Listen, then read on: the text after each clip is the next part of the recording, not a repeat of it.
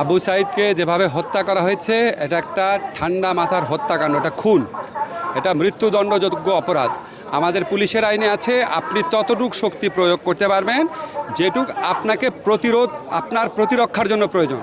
আবু সাইদ কাউকে মারতে যায় নাই, তার হাতে কোনো আগ্নেয়াস্ত্র ছিল না, সে জাস্ট দাঁড়িয়েছিল। এই অবস্থায় তাকে যেভাবে গুলি করে মারা হয়েছে এটা একটা বর্বরচিত ঘটনা। একটা দেশের বাহিনী একটা দেশের ছাত্রকে এভাবে গুলি করে মারে, আমাদেরকে এটা দেখতে হয়েছে। আমি শুধু ওই পুলিশ সদস্যের শাস্তি চাই না, আমি এই স্বরাষ্ট্রমন্ত্রীর পদত্যাগ চাই। ওনার যদি লজ্জা থাকে, ওনার মধ্যে যদি বিন্দু মাত্র মুক্তিযুদ্ধের চেতনা থাকে, ওনাকে জিজ্ঞেস করতে চাই মুক্তিযুদ্ধের চেতনা কি এই ছিল যে যারা বৈষম্যহীনতার আন্দোলন করবে, যারা ইকুয়ালিটির আন্দোলন করবে, তাদের বুকে মানে আনপ্রভোক্ট অবস্থায় পুলিশ গুলি করে মারবে? ওনার লজ্জা করে না?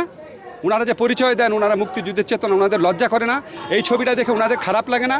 ওনারা কারো বাবা না, ওনারা তো সন্তান নাই? এবং আমাদের বুক বিদীর্ণ হয়ে